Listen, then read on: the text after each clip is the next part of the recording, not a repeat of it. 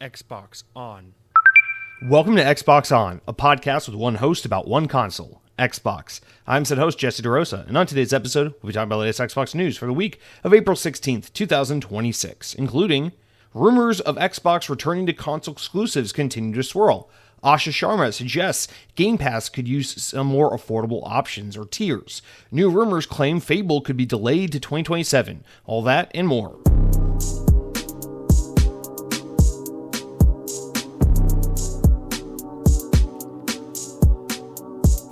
On this week in Xbox history, in the year 2011, 15 years ago, Zombie Poker Defense was released for the Xbox 360 via Xbox Live Arcade. Of course, who could forget Zombie Poker Defense? Now, what I love about this game is not only does it have like the most Microsoft fucking Comic Sans Zombie Poker Defense box art type font, but there's just like this generic like clip art, like a zombie medieval horde walking towards what looks like a sandcastle.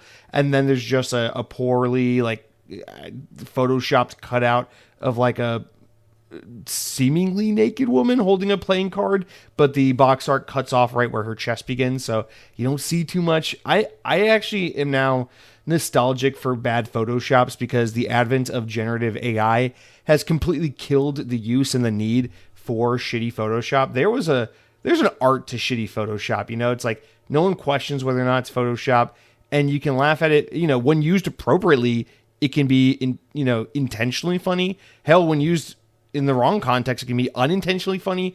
Photoshop is a beautiful tool that just seems to be, I don't know, less utilized in the hands of everyday people because we can just talk to our phones and have generative AI do nonsense for us. Of course, in a professional sense, we still have plenty of Photoshop being used. But man, this is some good key art. I mean, you got like the half naked lady who looks like she's literally out of a magazine, just stuck onto some fucking RuneScape looking models of a zombie medieval horde. And they're walking towards, I know it's supposed to be like a castle, looks like some medieval castle at dusk, but it really does look like a sand castle. And in the Comic Sans type font, just really is like the cherry on top. It's some really good box art. Now, I can't talk about this game past that because I don't know anything about this game. But yeah, shout out to Zombie Poker Defense. Yep. All right, guys, welcome to the Xbox On podcast, episode 359. Whoop! If you're an Xbox fan, you know what next week is. 350. Listen, I've been looking forward to episode 360 more than 200, 300, 100, whatever like big milestone there's been. This is, in my opinion, like if I was gonna shut down Xbox On, you know, in the near future, my goal, my pipe dream is like, I gotta make it at least to episode 360. Like, come on, man. It's the most important, consequential, beloved, warm time in Xbox history was that 2005 to 2013 Xbox 360 generation. So, you know, you gotta celebrate an Xbox podcast by having an episode 360. Now, the other number you gotta reach is, of course, the other Xbox console that was named after a number. Obviously, the original Xbox was just Xbox. The current Xbox is Xbox Series. But the two Xboxes, Generation 2 and 3, are both named after some kind of numbering scheme. So, Xbox 360, next week's the week, baby. The other episode, of course, being episode 1 for, of course, Xbox One. We hit that episode about 360 weeks ago, but still, nonetheless, next week, man, let's fingers crossed. We're about to hit the milestone where this podcast has officially covered the bases of all Xbox and episode names. Now, don't forget, lest we forget, if you are a millennial who grew up in the late 2000s, waiting, anticipating with fervor the next generation of Xbox. This is before we knew about the Xbox One. We all thought, oh boy, the Xbox 720. And mark my words, episode 720 will be a very special episode. Should we make it that far? Here's hoping. But yeah, anyway, guys, welcome to episode 359, the episode before 360. there's a good bit to talk about. Lots of good games coming out this week. Lots of good news to talk about. So I'm excited to get into it with you. And I'm really grateful for this podcast and this current phase, if you want to put it that way, through which I'm going through, which is just this phase where it's like, I gotta be honest with you guys, I haven't touched my Xbox really the past month or two. I've used it a little bit. My girlfriend's family was visiting with us last week. Oh, as a side note, if last week's episode was a little weird because I was behaving incredibly PG rated and I was incredibly just brief and indirect, it's because my in-laws were in the other room and I really didn't want to have them potentially hearing me be like, fucking fuck, PlayStation, Nintendo, fucking Xbox, Phil Spencer's butthole.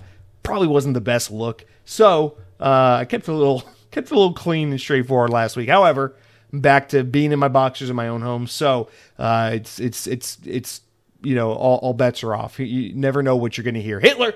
Oh, who said that? Anyway, what was I about to say?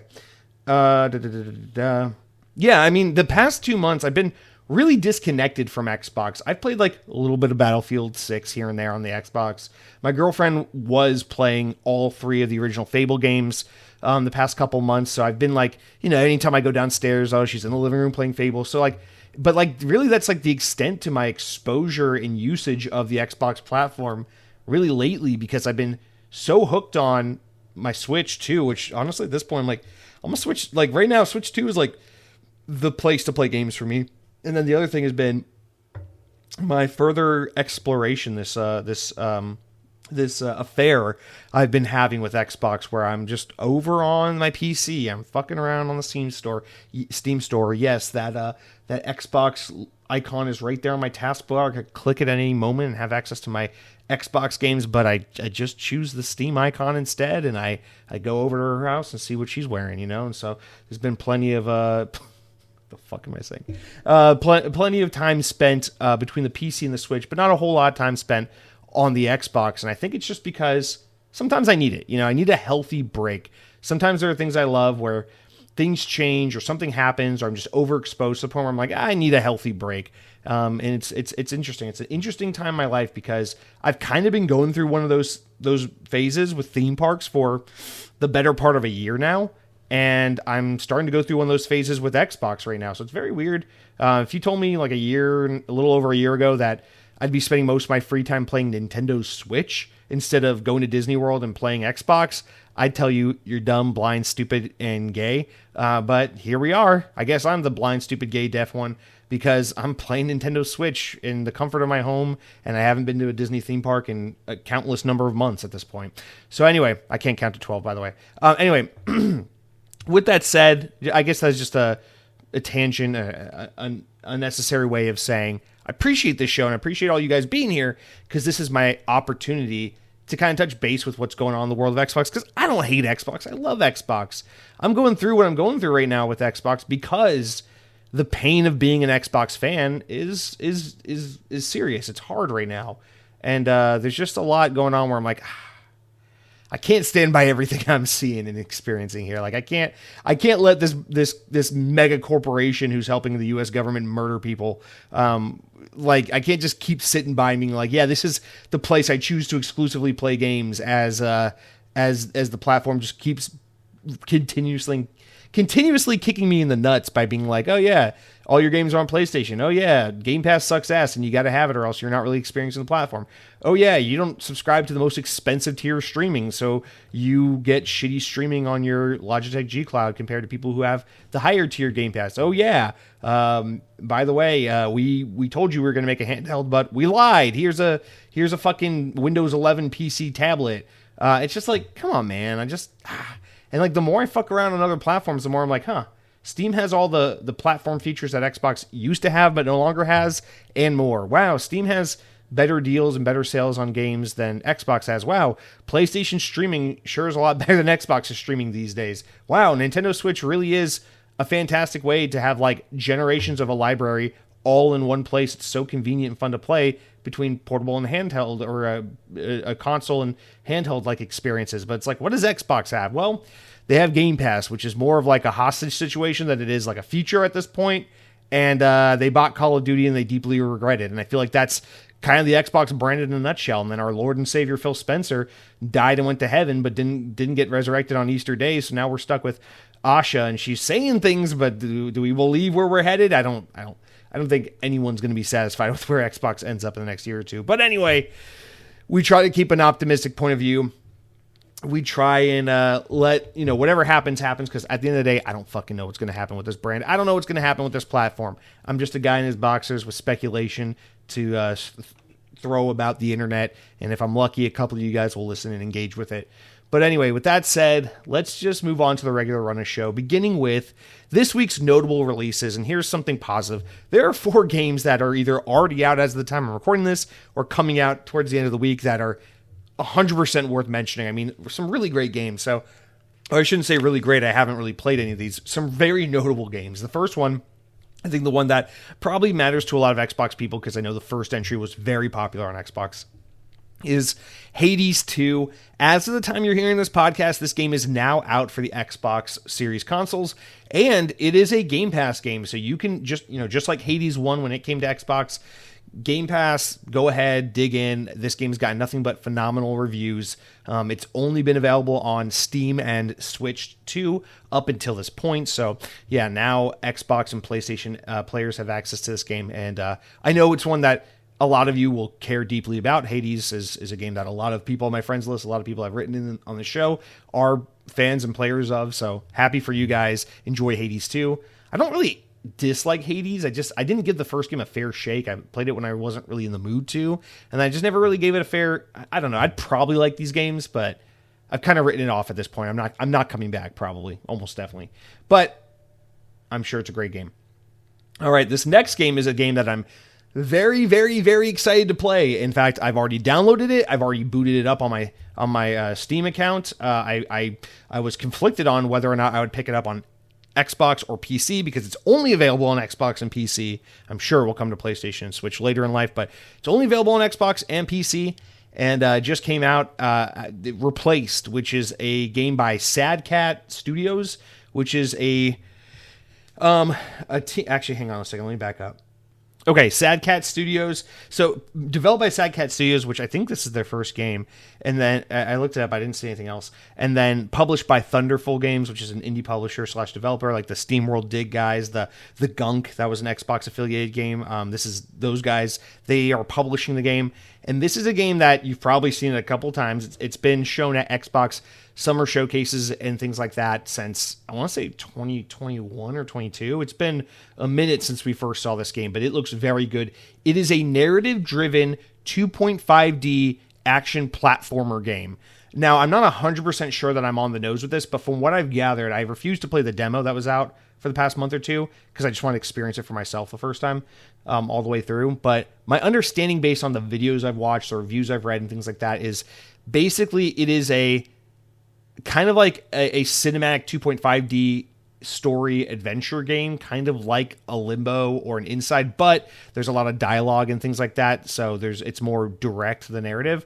But the platforming is got some puzzle-ish solving stuff, but it's mostly like platforming, like 2D platforming. And there is combat, which is pretty like Batman Arkham coded. So to me, this is like a fucking wet dream of a game. The thing about this game that really stands out on first blush is, of course, its graphical and art style, where it's like this 8-bit like sprite art with this backdrop of like this beautiful like 16-bit like arcade and SNES like cyberpunk world that has this like triangle, what's that game called? Fucking Octopath Traveler type, like super realistic like lighting and camera work. So it's like one of those pixel art games that has like the super modern hyper realistic lighting and things like that, but against the backdrop of really beautiful like hand-stinkingly done pixel art. So it's a very striking game, cyberpunk coded, and very, very pretty to look at. So I've been pretty much sold on this game since the moment we first saw it years ago, and I'm very excited that it's finally here now. Now, funny thing is, I was reading online, and there were people who were bitching about it and saying, don't support this game, it's a Russian developer, Sad Cat Studios, don't support the Russians. And I looked it up, and I said, where are these guys from? And they are from Cyprus. They're from Cyprus. Do you guys know what? Listen, ignorant American moment, probably, right? Because I'm sure a lot of our, especially European listeners, probably know about this. But Cyprus is a island in the Middle East, just west of Lebanon and south of Turkey. It is an island nation. I've never fucking heard of Cyprus in my life, and I don't know how incredibly embarrassing and ignorant that is for me to admit, but I'm just being honest with you. I had no clue this was a real place, and now I know. This is the only video game developer I know from the island nation of Cyprus. It says, this is Wikipedia. Cyprus, officially the Republic of Cyprus, is an island country in the eastern Mediterranean Sea located off the coast of Levant mainland in West Asia. Its capital, Nicosia, is the largest city in Limassol, the northeast portion of the island occupied by Turkey. Like, the northeast portion of the island is occupied by Turkey and the United Nations buffer zone.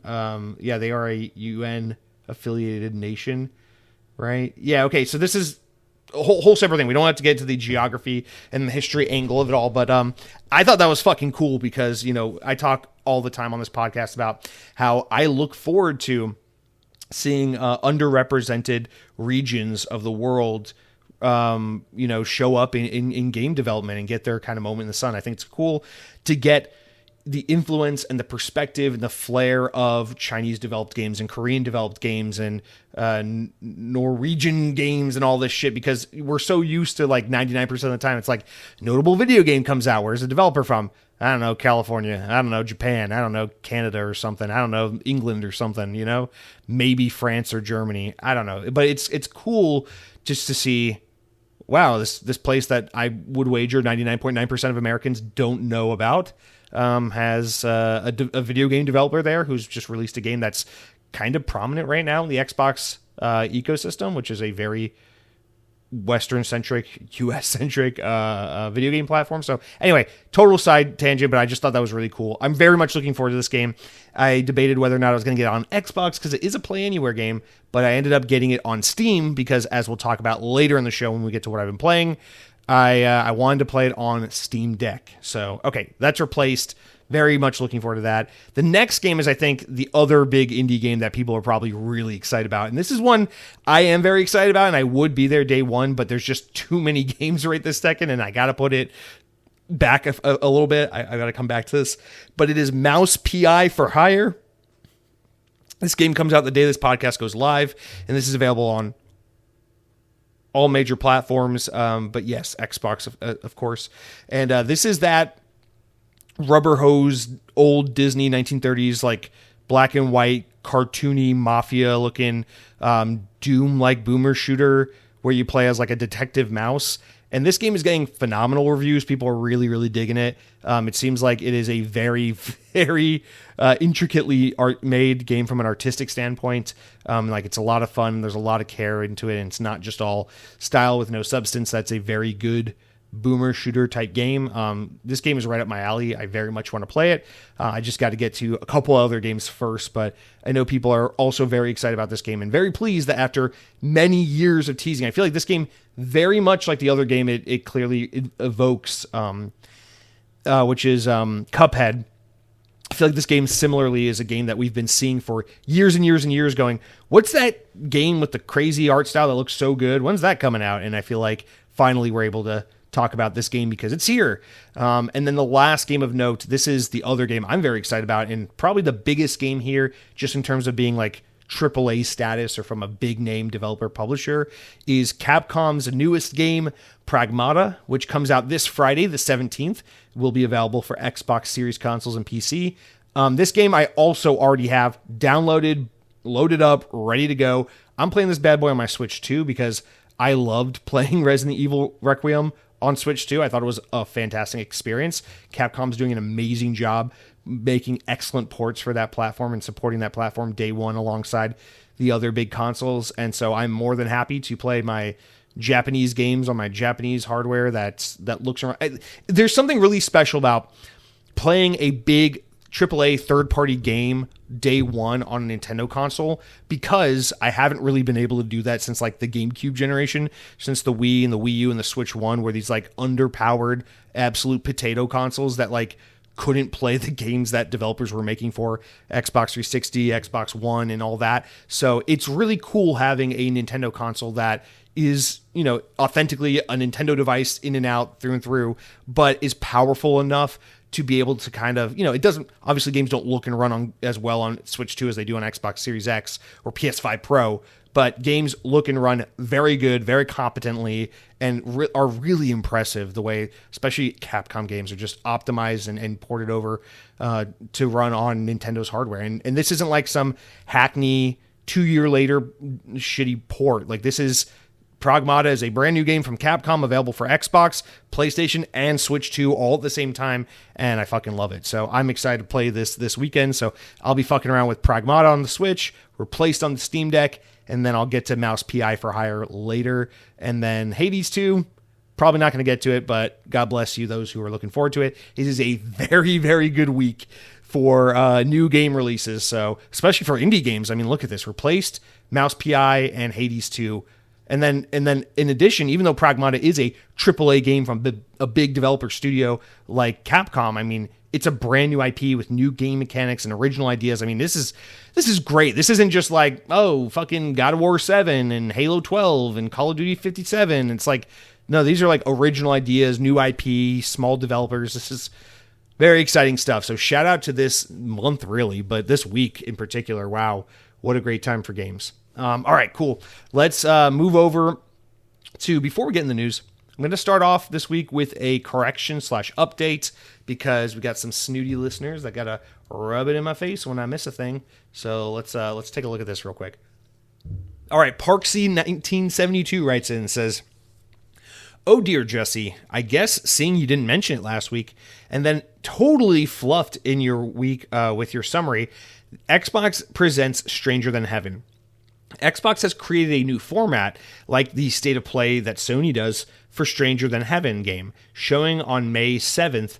I guess that's what happens when you watch the trailers and not the show itself." Okay, so the Xbox Partner Direct thing they did the other day, they showed that new Ryo ga Gotoku game that's published by Sega, of course, called Stranger Than Heaven. They basically showed another cinematic trailer for it with like not a whole lot of new information on the game, and I was like, oh, this is lame. They announced the game and then they showed again, but there's like not a whole lot to go off of here. Why are they doing this?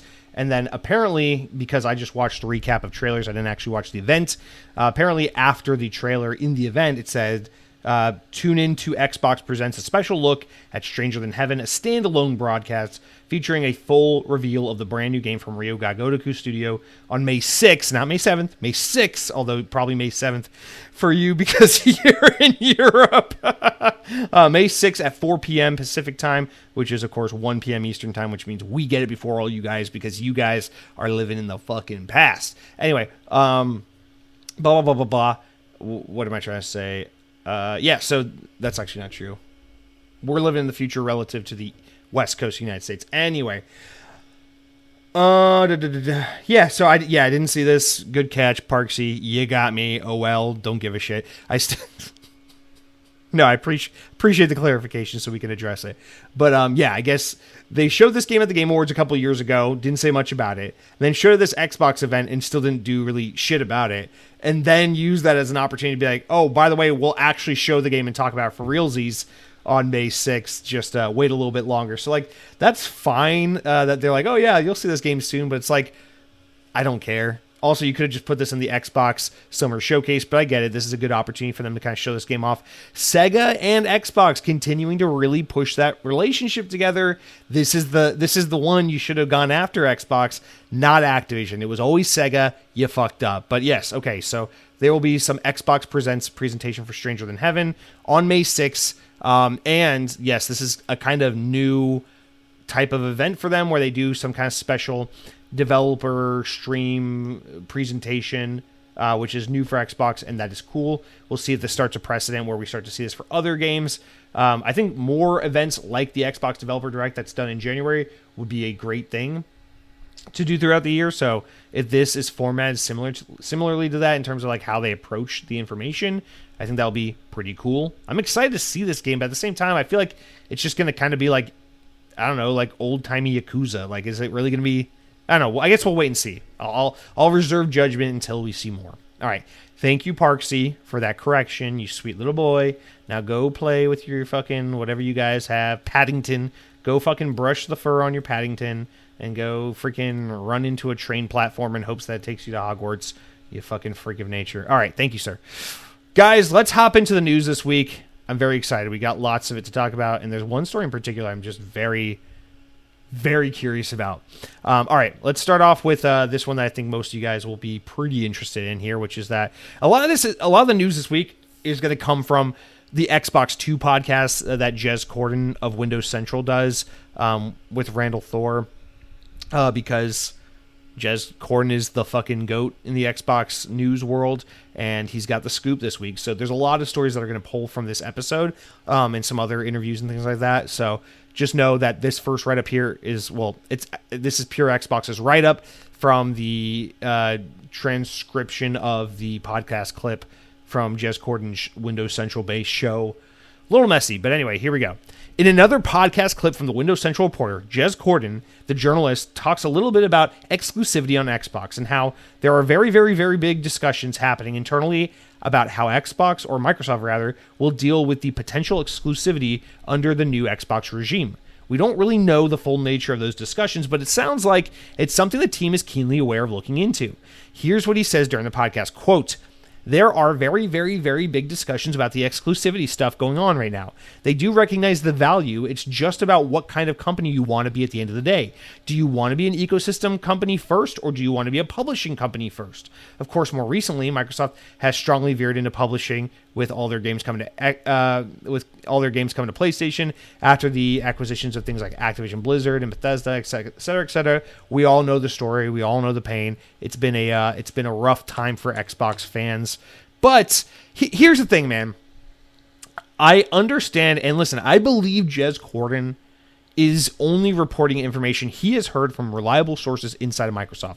So I want to really preface this by saying, listen, I have nothing but the utmost respect for Jez Corden. If I was anyone even remotely serious in this space, if I was like a true Xbox pundit or someone with any influence of any sphere of influence whatsoever, like Jez Corden is a guy I would work with, I would podcast with, I would invite on the show, and I would talk to him, and I would respect his point of view, because I think this guy brings a ton of value and a ton of insight that's very welcome to the Xbox community. That being said, listen, I am sure there are people at Microsoft who are having discussions like this with Asha now at the helm, trying to uncover everything that's happened at Xbox in the past few years, trying to understand the successes, the failures, the trajectory they're on right now, whether or not it's the correct place for them to be headed, all those things. I'm sure that all these things are being considered, as they said has been the case.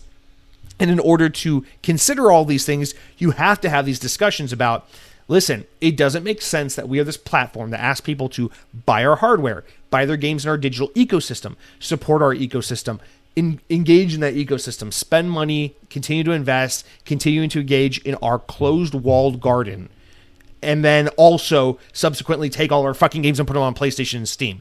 It doesn't make sense to do that. So they're at a crossroads where they have to go, okay, obviously we're going to make way more money on our fucking games if we put them on PC, PlayStation, and Xbox. However, we will boost and have the best chance of making the Xbox console and the Xbox storefront and the Xbox ecosystem the biggest and strongest it can be by doubling, tripling down on our games on our platform, nowhere else. Obviously, that has been at the core of everything going on in Xbox for a long time now. And the thing is, it's like, even if they come to the conclusion that, like, yeah, if we could turn back the clock, we wouldn't do Game Pass, we wouldn't put our games multi-platform, we wouldn't have bought Activision because it's fucking everything up, we would have just doubled down, maybe bought Blizzard, maybe expanded our teams, and done what we used to be doing and what Sony's been doing times 10 on Xbox, and make this the most attractive, closed ecosystem out there for gamers. That's great, but the genie is out of the bottle. You cannot go back at this point. I think if you say, Halo Campaign Evolved, Fable, Gears of War, E-Day, these games are not coming to PlayStation. These are console exclusives for Xbox. We believe in exclusive content for our platform. Come buy an Xbox if you want to enjoy these titles. I think if you do that, what's going to happen? Those games are going to sell very, very poorly, and they're going to be stranded on an Xbox ecosystem where there are a lot of people in that ecosystem that will jump on those games, but a lot fewer people than what we used to have because Xbox has burned so many fucking people over the years and signaled to so many audiences that Xbox is not a place you want to be to play games. Xbox is a place you want to be an idiot, but Xbox makes great games that are available on every other platform that is worth investing in. And that is the message that has been signaled, and I don't think you can go back. As much as I would love for them to go back, and I would love for a scenario where you can close your eyes and be ignorant and just go, no, we'll go back. It's like, no. I think I already made this analogy before, and this is a little sad. Maybe it's coming from experience as someone who's been on the receiving end of being cheated on in a relationship, but it's sad, but and I'm not trying to be a downer, but it's like that thing where it's like, man, there are certain things, it's like once they've been done. You just can't take it back. You know, it's like you can close your eyes and be like, oh man, I wish that girl didn't cheat on me. Maybe if I close my eyes, maybe if we talk it through, maybe if we start again, we can wipe the slate clean, we can move on, pretend this never happened, we can go back to the way things used to be. I'm sorry, man. This is the equivalent of Xbox cheating on you. You can never get past it. You can lie to yourself and put yourself in a fucking sham of a relationship, but you got to admit, you got to come to terms with the reality of the situation, which is Xbox has already done it. Between Game Pass and putting all their games on PlayStation, they've already done it. You can pre-order a Halo game on PlayStation 5 right now. It's over. It's passed over. It's been over. You got to let it go. So here's the thing. Is Jez Corden telling the truth? Probably. Are people at Xbox and Microsoft really having conversations about this stuff? Absolutely, because they need to understand all the ins and outs and rights and wrongs of every decision they've made in order to find the best path forward. But can you put the genie back in the bottle, pretend the things that happened didn't happen, say no more games on PlayStation, double down the Xbox ecosystem, maybe even scale back the significance of Game Pass, and try to go back to the way Xbox used to be in the Xbox One days, in the Xbox 360 days, in the OG Xbox days? No, you fucking can't. And that's why you got people like me buying the Steam Deck and flirting with Steam and fucking around on my Switch more and playing games like Resident Evil on my Switch instead of my Xbox, is because I know you can't go back. And so I'm not trying to be negative. I'm trying to just be very sobering and pure about it, because I feel like in the Xbox fandom, there is so much, as the Gen Z would say, hopium, and there's so much copium, both of these things. There's so much of it that people are constantly just lying themselves into these false possible scenarios that are not ever going to happen, where they're like, well, maybe this is what's well, here's the 4D chess move, or oh, well, Asha's going to do this, or we're going to reverse course, or oh, well, I know we used to say this was good and this was bad, but now this is actually good because of that. It's like, no pretzeling, no fucking 4D chess. This is just Microsoft took some very bold risks with Xbox, and they didn't pan out, and now they're in a position where the only path forward for Xbox as a brand to be successful is for them to pursue this third-party publishing thing that they become. And Xbox as a hardware initiative will continue for as long as Microsoft deems fit. And as a fan of Microsoft products, Zune, Windows Phone, all the rest, the Xbox as a gaming platform, as a physical hardware device, will exist until it doesn't. It will be gone one day. Enjoy it while you have it. This is just the plain reality. I'm, again, not trying to be the biggest Debbie Downer. I'm just, until someone can make it make sense, and until someone can say, well, Jesse, here's how Xbox is going to make money by selling a $1,500 PC console hybrid device that they make no money on, that's too expensive for anyone to fucking buy, in an economy that's absolute dog shit, where they have a Steam storefront on it, encouraging players not to buy their games on Xbox, therefore Xbox makes no money off games purchased on this platform. Here's how that is a highly successful, very lucrative way forward for Xbox in the future.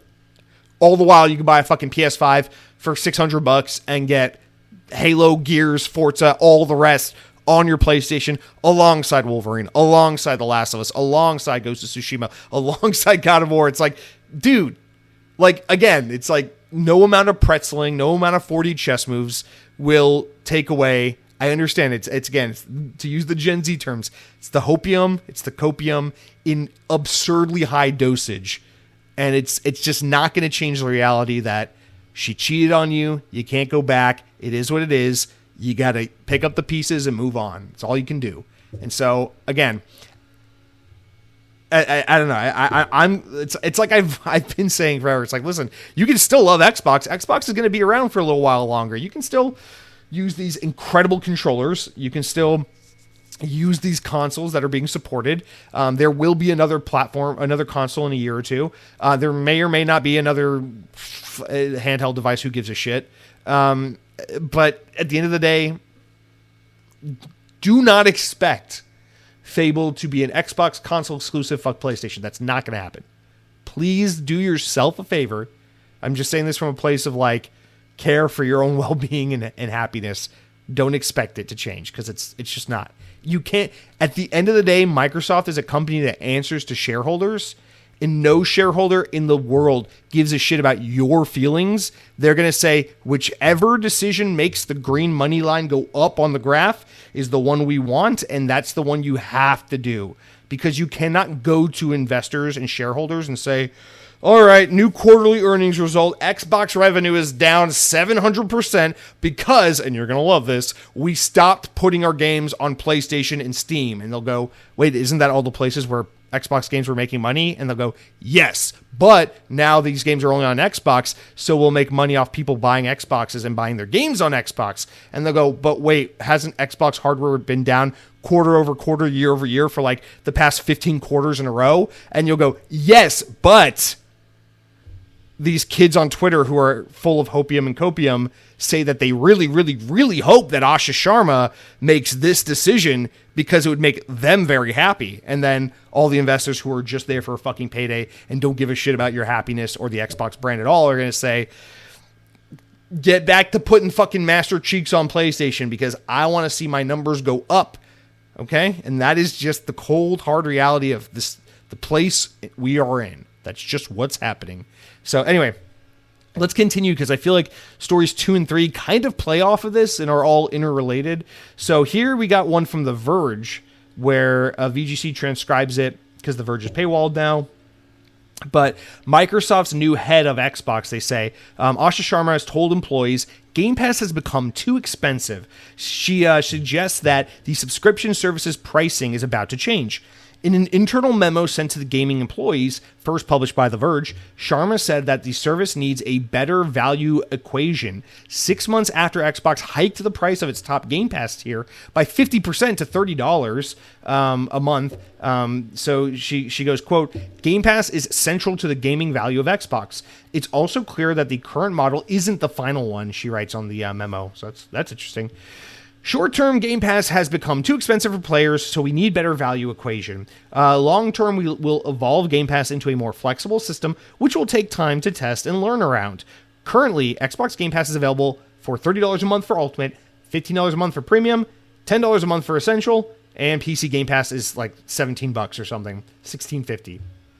So, yeah, again, I think a lot of people saw this story and jumped to the whole, oh, this is where Xbox is going to do the tier where it's like, ad support. It's like, okay, that's fine. But I think what Xbox is going to learn is that, yet again, this is another example of where the Netflix model is not a one-to-one copy paste that works in the gaming space. I think if you play a game like fucking Dark Souls, where it's a get good game where you're going to die a lot, and in between every fucking death, the game goes, you are dead, and you're frustrated, and then a 1 minute and 30 counter pops up in the right-hand corner of your screen, and then you start seeing an ad. It's like, ask your doctor if Ozempic's right for your stupid fat ass. You're going to get fucking pissed and rage quit. What they're going to find out real quick is shoving ads into people's game time is going to make engagement take a massive fucking downturn and piss people off, which is pretty bad when you're running a platform that's all about, in today's world, trying to drive engagement and maximize the amount of time and attention people spend on your platform. So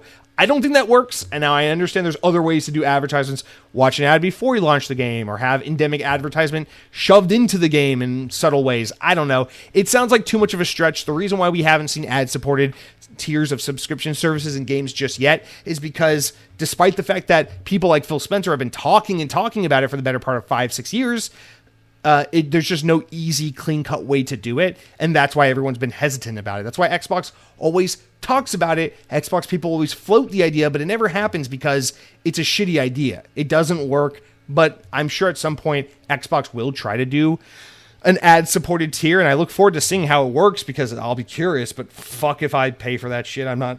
Goddamn, no way. I can't stand ads on YouTube. I sure as hell can't stand ads on my fucking Halo game. That will make me want to fucking blow my brains out. But I think the other thing here is the idea that they could be messing with other versions of Game Pass. And this is another tricky thing because I think this is a more plausible path forward, but it is very tricky. And so let's talk about this in conjunction with the next story because this is very related, where PureXbox.com relays, and again, this is from the Xbox 2 podcast with Jez Corden, that in the last couple of years, Microsoft's made the bet to launch Call of Duty in a Game Pass day one, blah, blah, blah, blah, blah. With Black Ops 6 and 7, we've already seen it.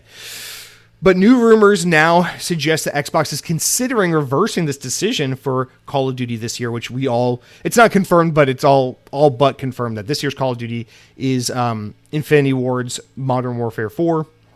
Now, a discussion from the Xbox 2 podcast said, from Jez Corden, that Call of Duty, or that talks about COD's place on Microsoft's service are ongoing, and that he goes to ponder the thought of Xbox not launching Call of Duty 2026 day one on Game Pass before following up with he's heard such as it's a possibility. He said, quote, "It'll be interesting to see if they take Call of Duty out of Game Pass this year, which is a possibility from what I've heard. I think it'll reveal some of the cracks in the strategy with Game Pass, possibly."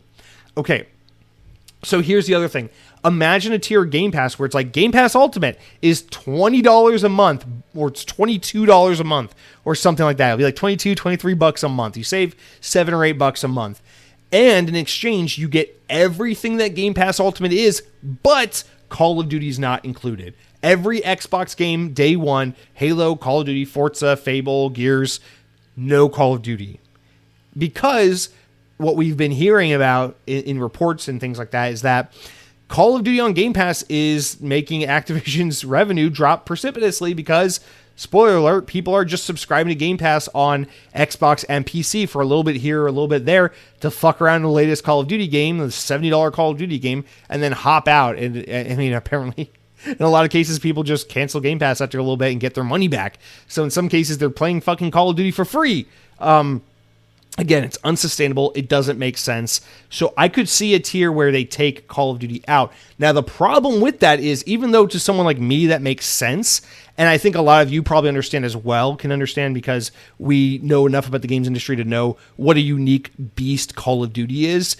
I think for everyone else, for more of your normal gamers, it sets this precedent that it's like, well, if they can take Call of Duty at a Game Pass, what's to say that they can't just take Halo at a Game Pass or Gears of War at a Game Pass? And then it becomes this thing where Game Pass is instantly less interesting and valuable because you never know when they're going to pull the rug from underneath you. However, most normies are probably too detached from this because it doesn't fucking matter to know that Call of Duty is owned by Microsoft, which is the same people that own Gears of War. So maybe they can get away with it. It doesn't matter a whole lot. But I think most people who subscribe to Game Pass, because so much of the value of the service is day one Xbox first party games, I'm sure a lot of Game Pass subscribers, a majority of them, know that Call of Duty, just like Halo and Forza, are Xbox games that come day one because Xbox owns them. So I don't know, man.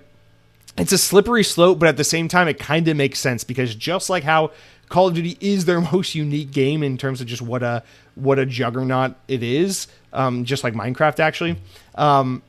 I think it's another one of those things where it's like, maybe you just take this one game out of Game Pass and everything else stays. But I don't know. It's a slippery slope for sure. So you can take Call of Duty out. You can take what am I trying to say? You can take or you could add ads in. You can put advertisements in. But at the end of the day, it's like, I don't know, man. Maybe I think the other thing I've seen is, what if there was a tier where it's like $15 or $20 a month, and all it includes is first-party games and nothing else. I feel like that's a bad idea because the third parties and the older games and the indie games and those day one Game Pass games, that mostly serves as the icing for Game Pass, not the main attraction. So by telling people it's like, oh, you could save $10 a month by getting Game Pass with only first-party content, you're kind of just giving a lot of people a way to save money and get only the things they want, and then make it an even more bum deal for indies and third parties to get involved with Game Pass because there's even less money for them to make out of it, and then otherwise be forced to sell their games a la carte on a storefront that doesn't make money because Xbox players have been trained and conditioned to no longer purchase games from the storefront. So I don't see that option really working out either. Again, this becomes a really messy situation because even though we all agree Xbox Game Pass has gotten a little too expensive, I don't think the value is not there. I do think $30 a month is good value for what you get in Game Pass, even though it's not something I personally want to get involved in. I just think it's gotten too expensive for it to be this impulsive, yeah, fuck yeah, I'll sign up. Whoa, $20 a month, all these games plus Call of Duty and Halo day one? Sure, I'll sign up. I just think $30 is that threshold where it goes, yeah, I mean, that's good value, but like, it's $30 a month. Holy, that's a lot of, it's still a lot of money. It's good value, but it's a lot of money. Like, I don't know, fucking season tickets to a football team is good value if you're planning on going to every fucking game, but like, I don't know, were you planning on going to every fucking game? There's a reason why not that many people are season ticket holders to sports teams. It's like, I don't know, I'd like to be a Tampa Bay Rays season ticket holder, but I don't have the time for 162 games. So I don't know, man. I think it's this weird conundrum, and I appreciate that they're acknowledging how Game Pass has gotten out of control, and they need to figure out new models and ways to get people invested, because Game Pass is a thing that, as much as I would love it for it to do this, as much as I love for it to just go the fuck away and disappear, it's not going to go away, and you can't take it away because it's what Xbox is at this point. So I'm very curious to see how they approach this, because even though I think $30 a month is technically good value for what you get in Game Pass, I think optically they've completely destroyed the value and the allure of Game Pass, and they have to do something about this to try and bring back the goodwill of the public to the Game Pass product. So anyway, all right, let's move on, because I don't have much more to say on these topics. I feel like they come up so frequently that it's like, okay, what else is there to say? But there is one more kind of like cap off. This is about Game Pass, and it's honestly a silver lining, but this is from, again, the Xbox report from Xbox 2 podcast. Apparently, so context. Last year, Microsoft had been pushing Xbox teams to aim for increased profit margins in recent years. And although Xbox owner responded by saying that the quoted 30% margin was incorrect, it was still believed that increased pressure had been put on Microsoft's internal studios as of late to have higher profits. And then apparently now the reporting is that leadership has kind of relaxed that a little bit. So Jez Corden says on his podcast that, in a social media post about his podcast, he said, basically, here's the quote. One thing I've heard recently is that Xbox has reduced margin pressure from top down. This has given Xbox extra breathing room to work on features and systems that aren't directly tied to profitability. So I feel like this is, the pressure that came from like the Amy Hoods of Microsoft to be like, make money. We spent a lot on Activision. Now make some fucking money. I feel like they realize how unrealistic their expectations were, and that they're just going to make things worse by setting unrealistic expectations and then failing to meet them every time. And so they are trying to salvage some essence of, I think, like engagement and buy-in from their people by trying to be like, hey guys, sorry for going so hard on you. I know the layoffs and the leadership changes and all the demands and changes have been a lot on you guys. We're going to try to loosen up a little bit just to kind of try and boost morale or something. Try and not make so many people want to fucking off themselves or quit before we fucking fire you and lay you off. Because it's lofty. These expectations are unrealistic and not viable. and it sounds like they're just kind of like walking back a mistake they made. But I could be wrong. Maybe this is them doing a goodwill move. I just fucking doubt it because they are a for-profit business, and I just I don't know, man. We'll see how this plays out. I just think that Xbox just feels so fucked, man. I don't know, man. It just, everything seems so messed up. So with that said, let's move into Fable. I'm just realizing this week's a little bit of the antithesis of last week's mostly positive news, but we got one more kind of negative one, and then two that I'm just really interested to get into. So let's talk Fable for a minute here. So we know that the Xbox Fable reboot has we're supposed to come out this year. It's supposed to be like the big fall game, quote unquote. But according to Giant Bomb journalist Jeff Grubb, Microsoft might be internally delaying Fable, or it might already internally be delayed. And the rumor is that Xbox might possibly push it into 2027 out of 2026 due to concerns over Grand Theft Auto 6, which is due out in November. So the Playground Games title was fully revealed 2 months ago and given an autumn 26 release window, which was potentially kept deliberately broad in order to respond to GTA to any GTA slip. Quote, this is what Jeff Grubb says: "I'll say that I've heard that Fable has been pushed internally, but that doesn't mean that it's not coming out.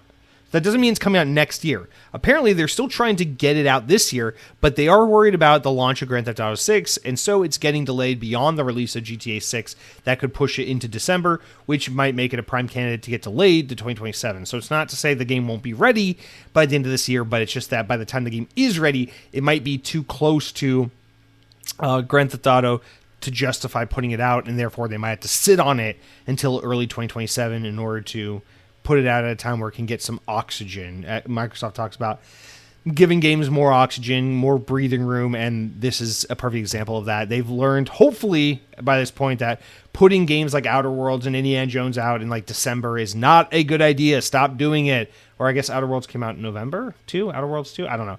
But putting games out like this late, like this December, early December, like around the Game Awards time of year, it's a bad time. Stop doing it. You want to get your games out like in time for the Black Friday shopping season. Anyway. Okay, so while Xbox will have a lot of games coming out this year, there's one that's still a big question mark, and that's Fable. That's what Jeff Grubb says. In a potential response to this claim from Jeff Grubb, though, the official Twitter account of Fable spent Monday replying to fans to reiterate the previously announced autumn 26 release window. So kind of doubling down and be like, no, this game's still coming out this autumn. Don't worry. Listen, man, I think with all their hearts, they want to get this game out August, September. I think that's the plan. August, September is probably what they're gunning for. For Fable, I think they're a little bit buried on this one, though, because if the rumors of Halo Campaign Evolved coming out in July are to be believed, I mean, that's a pretty crowded Q2, 3 kind of time period for Xbox, where it's like, so Forza Horizon 6 in May, then June is the big summer showcase, no major game, big summer showcase. Then in July, we get Halo. And then what? In like August, you get Gears of War. September, you get Fable. I mean, that's so many massive games back to back to back. So that what? In October, you can have Call of Duty Modern Warfare 4. So that in November, GTA 6 can release. Like, I mean, it's literally July to November. You got Halo, Gears, Fable, Call of Duty, Grand Theft Auto. I mean, month after month after month. That is a massive like release schedule. So I think they were probably looking at that and saying, okay, well, this game needs a couple more months of polish. If we're not able to get it out by like an August, September, maybe we don't release it in October, November because it's too close to Grand Theft Auto. So we just sit on it until February or March next year. And I guess that's what we're looking at. But the other thing that makes this tricky is the rumors and reports suggest Halo's coming in July. So let's just assume that that's the case. And we know Forza's in May.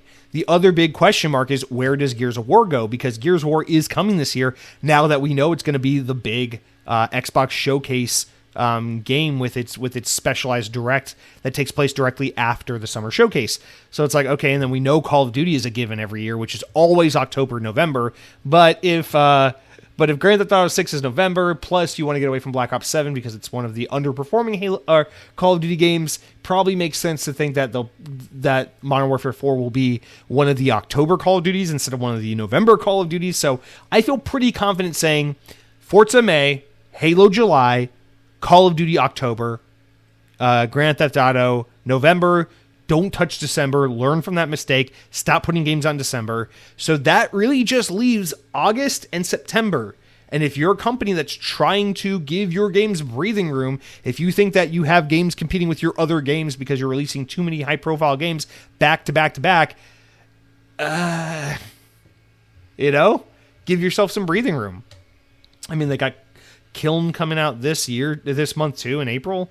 So, I mean, they got like a game obviously that's a small game. It's Double Fine's little pet project, but that's a first-party game like every fucking month through the rest of the year leading up to Grand Theft Auto 6, which is going to be obviously not an Xbox first-party game, but a game that is going to be a massive deal on Xbox and PlayStation and just everywhere because it is going to be the entertainment centerpiece of the Western world for a fucking minute when it comes out. So...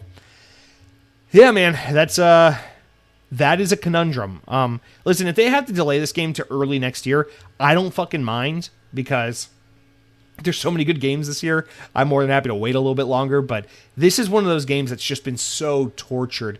Not because the actual development's been tortured, I don't know that, but just because it's like, man, this game we've been waiting for so long. Do you really if anything has to slip, it's like, are you sure it's got to be this game? I feel like Halo in July, Fable in September, Gears of War in 2027. I'm really shocked that Gears E-Day is a 2026 game. We haven't seen the game yet. I think that's crazy. It wasn't at the developer direct, and then they're just like, surprise, surprise, it's at the summer showcase. Fuck you, it's this year. And it's like, really? Wow. So I think that would be the move. But anyway, it seems like it's going to be... I think they're going to have to get this game out no later than September. Like mid-September at the absolute latest. And if they can't do that, I think they're going to sit on it and just polish until probably February, March of next year. That is my guess based on this reporting, but potentially disappointing news, but totally understandable. It's like, listen, man, it's just Grand Theft Auto is going to be a big deal. You got...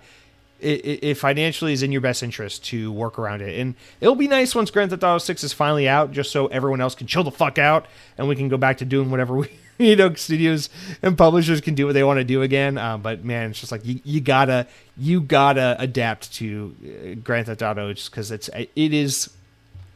it's too big, I don't know if there could be I think about, remember a couple summers ago, there was the Barbenheimer phenomenon where the Barbie movie and Oppenheimer both came out, and it was like this internet trend and cultural moment where it was like, yeah, these two super high profile movies everyone's excited about. Go see both of them. Go see back to back, and people were going to the theater and they were seeing Barbie and Oppenheimer both in the same day. That was cool. That was fun. It's like, I don't know that you can have a video game equivalent like that. I don't think you can be like, oh, it's Fable Auto Day. It's Grand Theft Fable Day. It's fucking Gears of Auto Day. It's Grand Theft of War Day. It's like you can't.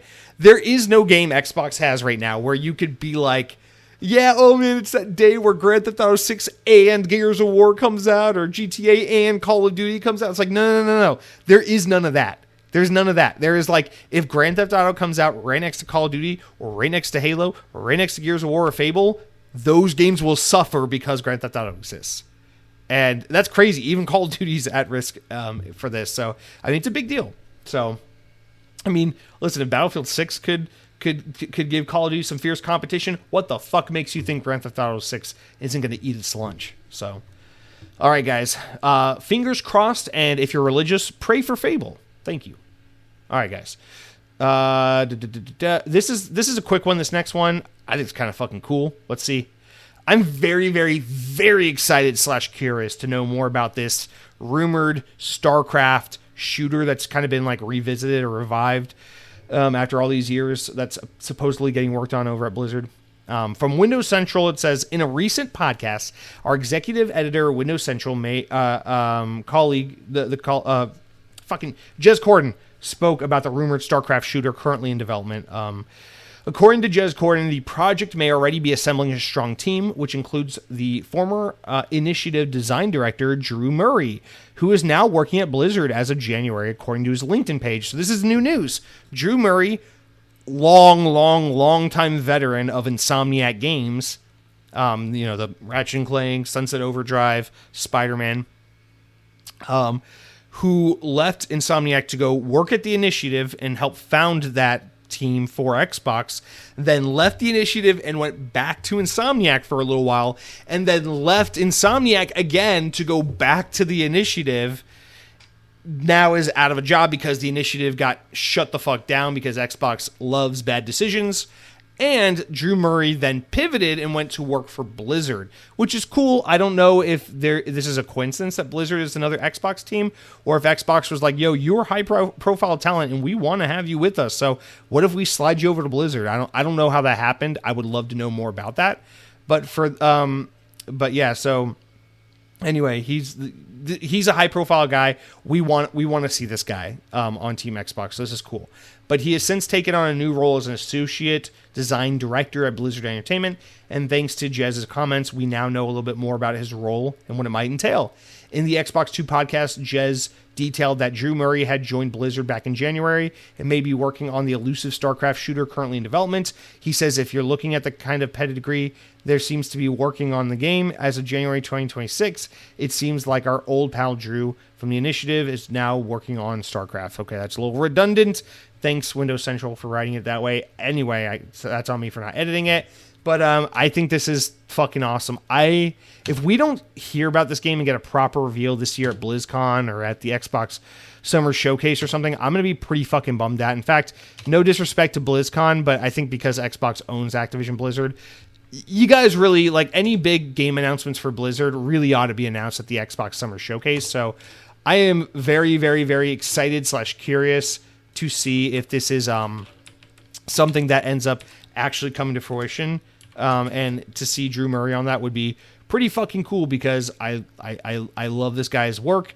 I've been excited / curious about this potential project forever. It would be a cool combination and pairing, especially because this guy has first-person shooter experience. He worked on the Resistance trilogy, so clearly that, and Insomniac has a lot of shooter pedigree. Sunset Overdrive, Ratchet and Clank, Resistance. Of course, what was that PlayStation game? The original game. Something with a D. What is it? Disruptor.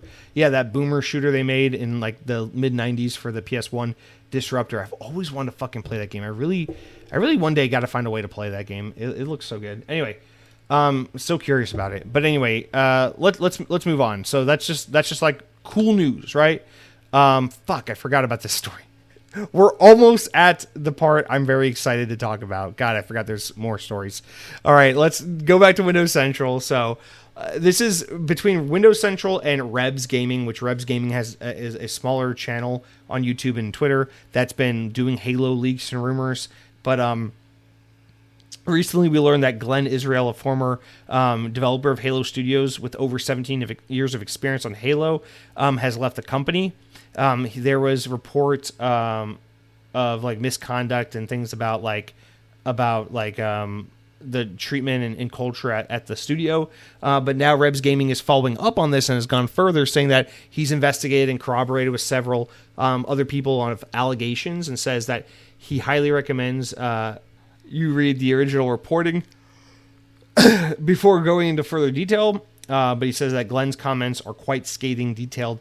He talks about favoritism, cronyism, and more going on at Halo Studios. He says alongside this, another employer, former employee of Halo's, Tyler Davis, has claimed that leadership has done us a lot of dirty,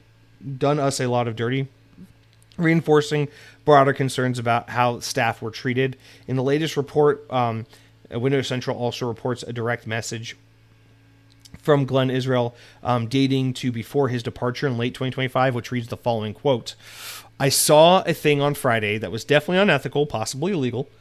I'm not going to report it because, one, it was done in a way I think would be difficult to prove, and two, Retaliation would be a certainty. I am not confident in Microsoft HR's ability to interest in protecting me, but I have voiced my concern appropriately internally, and I worry that this alone might not be enough to draw appropriate attention. It would be comforting to know that someone respected, impartial, and perhaps most importantly uninvolved knows that I know. For example, my career suddenly takes if it takes a nosedive. And then, so further claims about the hiring practices have also been raised. Glenn states that there are 3 art leadership roles in question that were only externally posted positions between June 24 and June 25, and claims that all 3 were filled by former associates, with all possible 4th following the same pattern. With a possible 4th position following the same pattern, he suggests that reflects not just a coincidence, but a broader hiring approach, saying basically there's favoritism taking place, and there's other things going on there that are unethical. The thing here is it's so vague, it's so broad that it's like, if he's mostly talking about like kind of unethical hiring practices where they're choosing former employees and friends and stuff like that over other qualified candidates potentially that they're interviewing for, or that they're offering, they're posting job listings but not actually taking anyone seriously unless it's specific people they're looking for. It's like, sure, I guess these can potentially be, this could be a problem, right? But it's like, I don't know, is that scathing enough to really like freak out about? It's like, yeah, the team probably wants to be built with like their people, their former colleagues, if they can get it that way.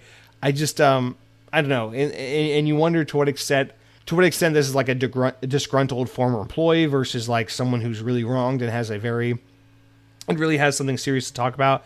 I don't know. I don't mean to weigh in either direction. I just, I feel like this is a thing that's bubbling and becoming a bigger story, but right now we just don't have enough information for us to really be like, oh wow, that's crazy that insert this is happening or whatever. It's a lot of vague, like, I saw something, but I can't talk about it. I hope someone does something about the thing I saw. It's like, I wish we knew a little bit more about what your experience was, but just broadly speaking, from his perspective, he identifies things like favoritism, cronyism, and some illegal practices that would be difficult to prove, and it seems like some kind of fear of speaking out other than like privately speaking with HR. But I don't know, man. Like, I think we continue to keep an eye on this one because it's the second time it's popped up recently.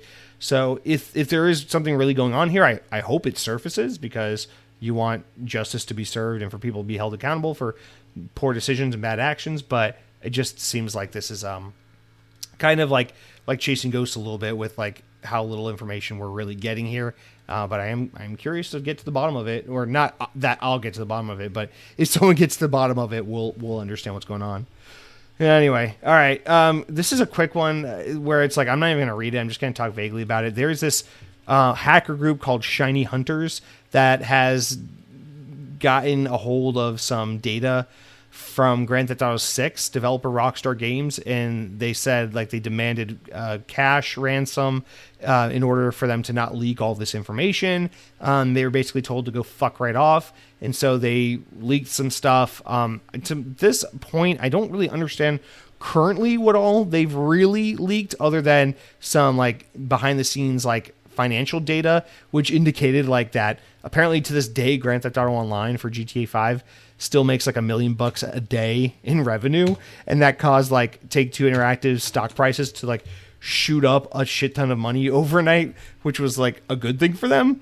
But I don't know, man. Like, listen, I think like the whole like cyber hacking, and I mean this not in like the 2016 political way, but the general like way, this like social justice like corporate information hacking thing, like to do it to a company like Take-Two, to do it for a product like Grand Theft Auto 6, it's like, you're a piece of shit slimeball. Like, you're just an asshole. Like, I get it's like a data piracy thing where it's like, ha, we stole your data. You don't want it to get out there. Give us money or else we'll release it. I get it. Like these data leakers, it's like, you're just kind of a piece of shit if you do that stuff. It's like, why don't you do something more interesting? Because it's illegal no matter what. So why don't you do something more like, something more beneficial to humanity? Like, why don't you be like an actual like Robin Hood of this kind of like work, where it's like, I don't know, go fucking hack the U.S. government and get the Epstein files and leak them or something, you know? Like, go do something that actually helps the world be a better place. Don't just like steal information from a company and then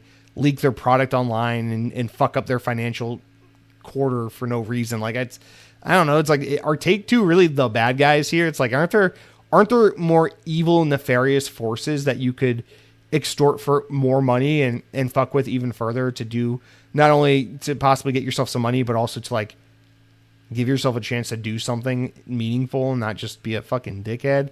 I don't know. It's kind of weird, but sure. I mean, go steal Lockheed Martin's money or something. You know, it's like fuck those guys. Why Rockstar? Who cares? Leave the car. Leave the, what is it? Wheelie. What's the meme? The wheelie auto stealy. I don't fucking know what I'm saying. We're finally at the story I'm most excited to talk to you about. I didn't realize this was like so late in the show. But remember Pete Hines from Bethesda? Well, you better. He was with the company for like fucking 3 decades almost. Anyway, let's talk about this write-up from VGC regarding this interview done by Fireside Chat, which I've never heard of this website, but it's like interviews, like text interviews. Bethesda's former head of publishing, Pete Hines, has said that he decided to quit the company because he felt that the Elder Scrolls publisher is, quote, part of something that's not authentic and not genuine. Hines quit Bethesda in 2023 after 24 years with the company, shortly after the release of Starfield on Xbox and PC, which was the first game since Microsoft acquired its parent company, ZeniMax Media, in 2021, in a $7.5 billion deal. Speaking in a frank interview with Fireside Chat, the former Bethesda veteran claimed that it was always his intention to lead the company after Starfield shipped, and suggested that he was unhappy with the direction of the company after Microsoft purchased them. He said, quote, "It was really hard to walk away from my team and not get to see them on a regular basis. At the same time, I also hit a point of realizing I could not spend the rest of my life doing something that wasn't for me. It was for everybody else, which is what I was doing. I was staying there because this place still needs me. I just hit the point of, yes, it needs me, and I am powerless to do what I think needs to be done to run this place properly, to protect these people, to maintain what we worked so hard to create, which was an incredibly efficient, well-run video game developer and publisher." He continued, "And then I couldn't protect it. And then I saw how it was getting damaged and broken apart and frankly mistreated, abused, whatever word you want to use. I said I am not going to sit here and watch this happen right in front of me. I think I've done everything I can do. This is not what I wanted to do, how I wanted to end, or how I wanted this is not how I wanted it to end or how I wanted to end it, but that's not really up to me. And at the certain point, truthfully, my mental health was so deplorable that I just said I cannot." Hines said that he was waiting until Starfield released before quitting Bethesda, but repeated delays meant that he stayed for nearly a year longer than planned. Quote, "Every time Todd Howard delayed Starfield, I thought, fuck, I'm here another 8 months. And Todd was the only one who knew." Though he did not offer any specific grievances, emails published as part of Microsoft's legal battles with the FTC over the acquisition of Activision Blizzard suggested that that Pete Hines was confused by the decision to allow Call of Duty to remain on PlayStation, while Bethesda was allegedly told that to make its titles Xbox console exclusive. Hines also testified, because you'll remember, like, during the FTC trials, like, we're not going to make Activision games exclusive. We'll put Call of Duty on all platforms, even once we own it. And then at the same time, he was like, wait, we just got bought like a few years ago, and we were told that like all of our games are going to be console exclusive for Xbox. Why rules for thee but not for me, kind of thing. But anyway, though we did not offer any specific grievances, blah, blah, blah. Okay. Hines also testified in court during the FTC trials, defending Microsoft's decision to make Starfield and Indiana Jones, at that time, console exclusives for Xbox. The former publishing boss continued the Fireside interview saying, quote, "That was the worst part. Yeah, that was the worst fucking part. It was to join a place that I genuinely was a fan of. The people there I genuinely held in high regard and esteem. And then to get there and see how it actually worked. To talk is something, right? But I'm very much about what it is. What is the follow-up to that? Do you mean what you say, or are you just saying shit that sounds good? And then as soon as you leave this room, it's completely forgotten, because that is not how we ever operate at Bethesda. And that's not to say that everything we said we did. Yeah, we probably didn't fucking come close to doing that, but that was absolutely our intention. We are absolutely going to do what we say we are going to do and be genuine and authentic. And truthfully, I still think Bethesda is part of something that is not authentic and is not genuine. And that shouldn't be a surprise to you. So there is your main quote. There is your main takeaway, right? Especially that first part where he says, to join a place that I genuinely respect as a fan, the people there I genuinely held in high regard and esteem, and then to get there and see how it actually worked. He says it without saying it, but he's talking about Microsoft. He's talking about Xbox taking over Bethesda and seeing what it's actually like to be a part of the Xbox family versus being your own independent company working with Microsoft as a partner. And he's saying, basically from the moment he got there, he's like, okay, this isn't it anymore. I need to get out of here. And I see a couple things online. I see a lot of people who are like, well, remember the reports back in the day where that like Sony was trying to make Starfield an exclusive for PlayStation? And so like, why was he okay with that, but he wasn't okay with this? It's like, whoa, let's back up a second. And they're like, also like they were given $7 billion from Microsoft to be bought out by Xbox and join Team Xbox. It's like, whoa, let's back up. Pete Hines is not the founder of ZeniMax, okay? Pete Hines is not the end-all, be-all decision maker. He is a VP, so he's a very high-up person. He is a decision maker. He is in a high position of power, and he is probably in on big talk meetings and big picture things, but he's a VP and head of publishing. His job has to do with publishing, with marketing, with communications. His job is not to fucking sit down with Xbox and be like, hey, we want to sell our company. His job is not to sit down with PlayStation and be like, hey, we want to sell exclusive rights to our game to you. Maybe he would be involved in those conversations for sure, but this is not solely his company and those are his decisions. So I think it's important to note that basically where he's getting at is like, I don't want to make our games exclusive to one platform. And I don't like the reality of what it is to work with Xbox, as a part of that family, as an owned entity, or what am I trying to say? As an owned subsidiary of the Xbox brand and the Microsoft corporation, I don't like what I saw and what I experienced. And the thing that sucks is the interview doesn't say specifics, so we don't know what it was he was seeing. But it's hard not to see this and then take it as like, wow, he was rubbed the wrong way by some of the things he saw, and some of the maybe coming from people like Phil Spencer and Sarah Bond, some higher ups, some people that we all looked to as like kind of like the freedom fighters and those going to bat for Xbox. Maybe not. Maybe it was other people. I don't know. Again, we don't have the specifics. He doesn't go into that, but you can tell by what he's saying that he was not happy with what he saw when he got to Xbox. And I feel like this is such a canary in the coal mine for what's going on at Xbox. It's like, guys, I know we all like Phil Spencer. I know we all like the things Asha Sharma is saying. I know we all think Xbox is like the pro-consumer brand because they retweet the fucking terminally online Xbox fanboys, and because they have Xbox Fan Fest, which is coming back, and because they're like, oh, we hear you, we're listening, we care about you, my ecosystem, our best friends. But at the end of the day, they're a fucking for-profit company that's trying to make money, and they're fucking using you. They're exploiting you. They're just here to grow and control more of the pie and to be as big as they can be and to make as much money as possible.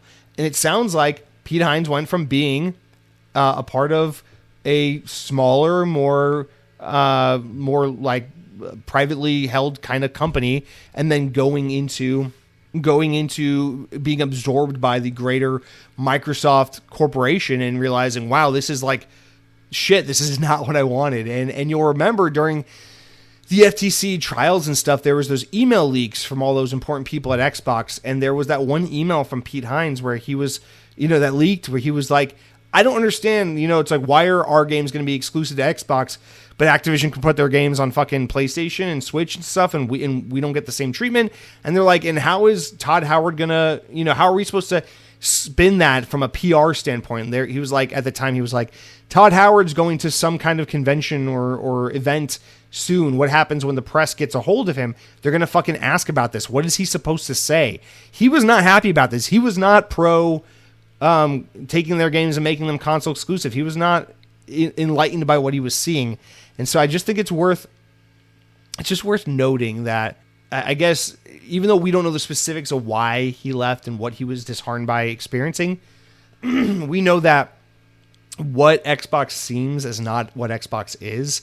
So as we get the lip service from prior Xbox administration to Asha Sharma and the current regime and everything in between, all the news, all the information, just remember, these people are not your friends. They are business people. They are people who have been deployed to do a job, and they are trying to find a way to make Xbox the most efficient and profitable that it can be. They're not taking into account how much you dislike Game Pass or want better tiers or miss exclusivity or hope for future generations of Xbox hardware, regardless of how current hardware is selling. They just need to do the thing that they ultimately decide at the end of the day, based on their research and their data, is the best thing to do for the bottom line, and that is it. And it's not to be negative or pessimistic or anything. It's just to say they're a for-profit company. They're doing what companies do. They're doing what they got to do to protect their business and try to make it as successful as it can be. Very disheartening, very sobering to see that kind of candid speak from someone as like prominent as Pete Hines. Very disappointing. All right, guys, here's a quick pop, something that's kind of interesting as we wrap up with these final two stories here. These are both quick pops, but Metro 2039 has been announced. Of course, Metro 2033, and then Metro Last Light, and then Metro Exodus are the first three entries developed by Ukrainian developer 4A Games, who have since relocated. I forget where they are now. But they have announced this fourth entry in the Metro series called Metro 2039. They just did a little teaser snippet, didn't really show much of anything, but said that there will be an Xbox branded showcase this Thursday, April 16th. So the day this podcast goes live, there will be a little Xbox branded showcase where they will talk about this game and reveal it for the first time. So similar to Stranger Than Heaven, this is cool that Xbox is doing these kinds of events. The digital broadcast will debut the first look at the next title in the beloved post-apocalyptic first-person shooter series at 1 p.m. Eastern Time. This will be the fourth mainline entry from 4A Games. And the series is, of course, based on the iconic novels by Dmitry Glushovsky. Xbox said all of which tell stories of survivors of nuclear devastation living in the Moscow subway tunnels in the world that surrounds them. I only ever beat the first two of these games, but I really loved them. Exodus was not my cup of tea. I didn't like the open zone type thing they did as opposed to a more linear structure. But I do want to go back and give that game another try sometime in the future, so I'll do that one day. But this is cool. We'll talk about this next week once we've seen it, but that's exciting. Good news there. And then lastly, and this is like 2 seconds, apparently the Hollywood Reporter notes that Sony Pictures has signed a deal with Zach Lipovsky and Adam Steen, the Canadian directing duo best known for the Final Destination Bloodlines movie. And they are attempting again to make a Metal Gear Solid movie, which is one of those games that's had a movie in development, canceled, abandoned, on and off many times over the past 20 years or whatever. But yeah, it's going to be done at Sony, at Columbia Pictures, and it's going to be directed by Zach Lipovsky, as we said, and and will be produced by Ari Arad, which is the guy who keeps fucking up everything that's related to Spider-Man over at Sony. So be interesting to see how that goes. It seems like a very underwhelming group of people to be put in charge of one of the most important video game IP of all time, but not to undersell them. Who knows? Hopefully it'll be good. That's if this even gets made, because so many times this movie has been announced and then hasn't happened. So we shall see. But with that said, guys, it's going to do for all of our news. I'm going to take a quick water break, stretch a little bit, and then we'll come back and get to the games I've been playing and the listener comments. So take a break and see you in just a minute, guys. All right, welcome back. All right, let's hop into the games I've been playing. Very excited to talk to you guys about this section today. But before I can tell you about what I've been playing, I first want to tell you about what I've been eating, you guys. I don't know if I already mentioned it, but I'm going back. I really don't know if I've mentioned this already or not. Okay, anyway, Taco Bell has brought back the empanadas. They got a couple items they brought back. First of all, shout out to the loaded griller beefy potato. Thing's amazing. I can't believe they brought that back after 10 years. It's very good. But they brought back the caramel empanadas, which were the only dessert Taco Bell really ever did in the history of Taco Bell that I ever gave a shit about. They were so good. So they brought them back again. This is the second time they brought them back in the past year or two after going away for 10 years or 15 years. But a little bit of a change up this time. So instead of just getting the regular full-size caramel empanada desserts, they now come with, it's when you order it, you get 2 empanadas, and they're both mini, they're smaller. So you get a caramel empanada, like the classic one, but in small form, and you get a new chocolate empanada, which is a chocolate shell with chocolate in the middle. Not as crazy on that one. I'm not I like chocolate if it's like chocolate bars, like Hershey's or Snickers or Twix or stuff like that. I love chocolate. But when it comes to like cake and pastries and stuff, I don't want like chocolate on chocolate usually. So to me, like the regular sweet empanada shell with the caramel filling is like phenomenal. But on this, like the chocolate shell with the chocolate filling is like overload. Now, I actually like it better than I thought I would, but I don't love it. But man, it's like $3 and you get an order with one of each. And I think for $3, it's fucking worth it. You find someone who likes chocolate, you give them the chocolate one, you eat the caramel one. I bet if you go up to the drive-thru and say, hey, can I get an order of the empanadas, but instead of one of each, can I just get 2 of the caramel? They'll probably do that. I should go back and try that. But the empanadas are back for a limited time at Taco Bell, and oh my God, they're just as good now as they were when I was in high school. And I highly, highly encourage you to stop what you're doing and go get them. But that's it really for what I've been eating. Not super hyped to talk about that right now because we don't have time to talk about food, because we got to talk about video games, because now I'm going to tell you about what it is I've been playing. So the big thing here is I've been playing the Steam Deck. So I have been going back and forth on buying a Steam Deck for months now. And what I was going to do was, originally I was like, okay, let me buy a refurbished one, because you can buy refurbished Steam Decks on Steam. They come with a 1-year warranty. People say that they're like beautiful, like brand new, basically, when you buy them, the warranted ones off of Steam. So I'm like, okay, let me do that. I was going to get the OLED model, because from what I can understand, it's like, here's my thing, is like, on the Switch 2, I don't give a shit that it's an LCD screen. That's not OLED. I'm fine with it. I don't need it to be an OLED screen. It's nice to have, but I don't need it. The thing about the Steam Deck is it's like the original model that is an LCD screen. The screen is so fucking tiny relative to what a chunky fucking device it is that it looks so pathetic having this tiny screen on this huge device. It's like looking at the old original 2004 Nintendo DS compared to the DS Lite. It's like, oh my God, this thing's a piece of shit. Whereas the OLED version, I still think the device is so honkingly huge for what kind of screen you're getting, but it's much better overall. That being said, man, these Steam Decks have just been sold out for months, and I'm losing my patience. At first I was like, okay, it's okay, just keep putting your money away, save. When they go back in stock, go and buy one. There's been one time since they went out of stock in which they went back in stock, and I tried to buy one, but they sold out in 2 seconds. So I'm done trying with Steam. So I gave up and went a route that I normally would never go, and I went to Facebook Marketplace to find a Steam Deck. Lo and behold, I found a really good one. It was a little far away. It was like an hour away from my house, but it wasn't too far away from where I work. So I messaged this person. I'm like, yo, I'll buy it, whatever. It was the 256 gigabyte LCD model. The person wrote on Facebook, hey, I bought this a couple months ago. Ended up not using it nearly as much as I thought I would. It's very lightly used, pretty much brand new. $400. And I was like, bullshit. I was like, these things that's not even how much they cost, like refurbished. Like, I know the resale market on Steam Decks right now is really fucking high because they're hard to get and because of the RAM situation. But I'm like, I'm not paying $400 for the $300 Steam Deck. So I talked her down on the price. She agreed to it. I'm like, cool. Okay. So I got a good deal out of it and met up with this person, traded, got the Steam Deck. Everything was great. I get home and I pretty much immediately realize, shit, I don't know if this person conned me or what, if they were aware of this, but they restored it to factory settings. So I turned it on and basically booted it up for the first time, logged in. Everything's working great. All the buttons work great. The condition, she said it's used like new. I would personally describe it as used great condition. You know how like eBay or whatever will be like, there's like poor, fair, good, great, like new. And that's like the tiers of rating for used devices. I wouldn't give this the highest tier, which is like new. I'd give it the second highest tier, which is great. Or yeah. So whatever. Agree to disagree. It's in pretty good fucking shape. I'm not going to complain too much. So I got a good deal on it. I get it home. It looks great. I turn it on. I sign into my account. I connect it to my Wi-Fi. Boot up the device the first time. Boom, I'm logged in. I'm excited to fuck with this thing. I quickly realized there's a bug with this Steam Deck. When you turn the device on, the audio works, everything's fine.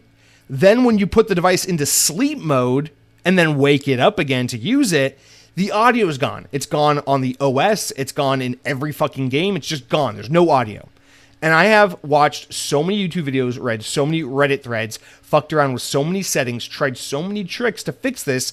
It cannot be fixed. So what you have to do is, every time I'm done using the Steam Deck, I have to fully power it down. I have to hold down the power button, go completely shut down the console, and then when I want to play it, boot the whole thing up from start, and then the audio works no problem. But the second I hit the power button and put it to sleep mode, I gotta shut it down again, otherwise the audio doesn't come back. And it's like a little thing. It's one of those things where I'm like, for the price I paid, and it's used, and it's old, and it's like, they're kind of hard to find. It's like, okay, I can squint my eyes and be like, that's not great, but I can live with this, for a few years until Steam Deck 2 comes out or whatever. But, oh man, it's driving me nuts. I'm very OCD about this kind of stuff, and it's fucking driving me up a wall. So I have spent more time this past week fucking around with settings, reading Reddit threads, watching YouTube videos, and reaching out to Steam customer service support, which is what I've just resorted to as of today. I spent more time doing those things than I have actually playing the Steam Deck. But let me talk about the one night where I was like, just fucking ignore the problem, just enjoy the Steam Deck, play a game on it, see how you like it. I spent one night playing Dead Zone Rogue, the game I've been addicted to. I've been playing it on Switch 2, and then I got on Steam because it was dirt cheap on sale, and now I can play it on my Steam Deck because of that. And I gotta say, this device is fucking cool. It's really cool. Like, this game looks and runs so much better on my Steam Deck than it does on my Switch 2. And my Switch 2 is like 4 years newer. Like, go figure. But it's a really cool kit. The thing about all these handheld devices is, like, they're ergonomically, they're all kind of fucked, but nothing is worse than a Switch. The Switch has the worst ergonomics because the way the Switch is designed, it has to fit into that proprietary dock that Nintendo makes. The Switch has this, like, no fucking ergonomics, no curvature. It hurts in your hands to hold it for long durations. And I hate third-party accessories. Like, I don't want to buy one of those, like, fucking D-brand cases or Razer cases or whatever to make the Switch feel different or whatever. Like, I just want Nintendo to make the device the right way the first time, and that's it. But man, I gotta be honest, none of these devices really nail it. Like, the Switch does some things really good. I actually think the Switch 2 is a big improvement over the original Switch just by way of being larger. It makes it way easier for my bigger hands to deal with. But even then, like, I've just learned to get used to the Switch because it is the handheld gaming device I've used by far the most of all the modern handheld devices. But they all kind of suck, man. They all kind of suck. My Logitech G Cloud is really great ergonomically. I love it. But at the end of the day, it's a streaming device, and Microsoft has nerfed their streaming. And then, like, I got the PlayStation Portal so that I could have access to PlayStation games now that they're no longer going to be on Steam. It sucks because it's an awesome device, but I'm just not going to use it for a long time. I'm waiting for Wolverine. But that thing ergonomically is actually the best one, but it's such an ugly fucking Frankenstein device. It's literally just an Android tablet with a PlayStation 5 controller cut down the middle and slapped onto the sides. And then the Steam Deck, like, ergonomically, it's actually pretty good. It feels good, but the thing looks hideous. And I can't decide if I love or hate the placement of everything because the D-pad and the face buttons on the Steam Deck actually feel kind of fucking perfect. And the triggers feel pretty good too, but the shoulder buttons, they call it L1, R1, L1, R1. I call it left bumper and right bumper because I'm an Xbox person. But oh my god, those bumpers feel horrible on the Steam Deck. The triggers right behind them feel good, but the bumpers feel horrible. And then the analog sticks are fine. They're not as uncomfortable as the Switch because as much as I like the Switch's offset sticks, the right stick, the camera stick, is so crammed because the Joy-Con has to be able to detach from the device. So it's so crammed that this has always been the worst part of the Switch. The camera analog stick is so fucking uncomfortable to hold on to and keep your hand in that position. On Steam Deck, it's better, but also it's like the analog sticks are still in a weird place. It's less uncomfortable, but the placement just feels questionable. I don't know if that's because I'm an Xbox player and I'm used to offset. I don't know. But the Steam Deck is weird because, like, I was kind of prepared to not love it because Cronky was telling me how, like, it feels cheap. He used to have one. He doesn't like the way it feels. The build quality is kind of cheap. There is something about this device that feels very, small private company trying to get into hardware, but they're not a hardware company, because it's thick, it's inelegant, it's kind of ugly, it's loud, the fan is loud as shit, it feels like a fucking laptop, like a fucking 2004 Dell XP fucking laptop that's loud and has big cooling sounds and cheap plastic. Like, it doesn't feel like a super high-end premium device, but it doesn't feel bad either. I actually think it's like ugly at first, and then it kind of has a unique kind of grow on you thing going on. And then, like, it feels good enough. Like, the things that really matter, like the quality of the buttons, like the face buttons and the D-pad feel good. The analog sticks aren't the best, but they're far from the worst. The triggers feel good, but the bumpers are kind of shitty. The ergonomics kind of feel good. I don't really love all the back pedal buttons on the back of the device, but it's fine. I just don't use them. I just end up just obsessively like clicking them all the time for no reason. But it's an interesting device. Anyway, I'll cut to the chase. I like this thing a lot. It's really promising. It's really exciting. It's fun to fuck around with, and it's the prospect of being able to take my Steam library and play 90% of it pretty much anytime I want on the go, just like laying on the couch, watching baseball, hanging out with my girlfriend, whatever. It's very cool, but it did immediately kind of give me a little bit of that regret I had when I was back in the day when I bought a PS4 after a few years of only playing on Xbox One, which is, it's like now there's this pressure. Because most of these games I would have just got on Switch 2 and been fine. And now there's this weird pressure where it's like, oh, do I get the game on Xbox? Or do I get it on Switch 2? Or do I get it on Steam so I can play on Steam Deck? Where do I get this game? And I don't like this. This is why I like to primarily focus on one platform. This is why I like being an Xbox only player. But Xbox is making this harder and harder as they continue to put themselves into obscurity and irrelevance. But yeah, this is one like first world conundrum I now have, where it's like I have all these devices that play the same games, and some of them do things the others don't, but they mostly all do the same thing. And which one do I want to use for which? And that's, I hate that feeling. It's a paralyzing feeling. But I think the Steam Deck is cool. It's a promising device.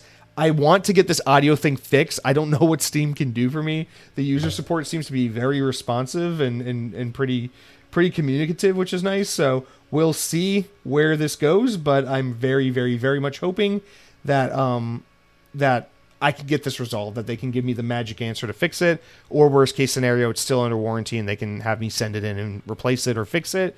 I don't fucking know. But anyway, that's kind of it for what I've been doing. I've been like playing basically Dead Zone Rogue. Before I picked up the Steam Deck, I was playing Dead Zone Rogue on my Switch, and then I got the Steam Deck and I've been playing Dead Zone Rogue on that. I love this game. I'm helplessly addicted to it. It scratches the Call of Duty Zombies part of my brain very much so. It is so arcadey. It is so pick up and play. It's so fun. It's so addicting. I just love this, just clearing floors and rooms of enemies, trying to survive as many rounds as you fucking can.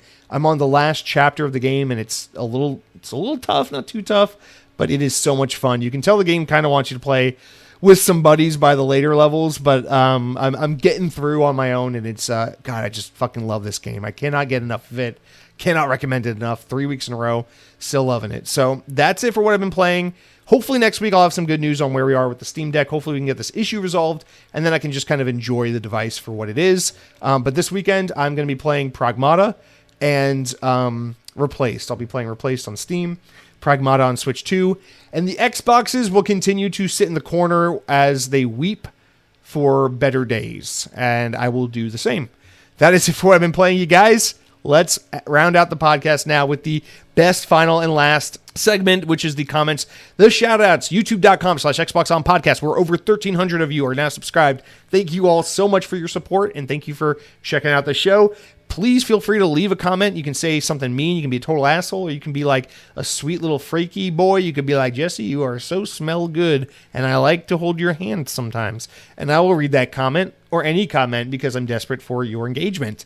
However, if you have podcast services you listen to the podcast via, like Spotify, Apple Podcasts, whatever, please leave a 5-star review. If you are not going to leave a 5-star review, if you're like, oh, what about 4 stars? I say, no, please don't leave a review. Fuck you. But if you want to leave a 5-star review, leave a 5-star review. Help get this show to more people. Even if it's people who wouldn't enjoy the show, get it to them. Maybe send the latest episode of the show in an email to all your coworkers. That's an idea. Not a good one, but it is an idea. Do it now. I'll wait.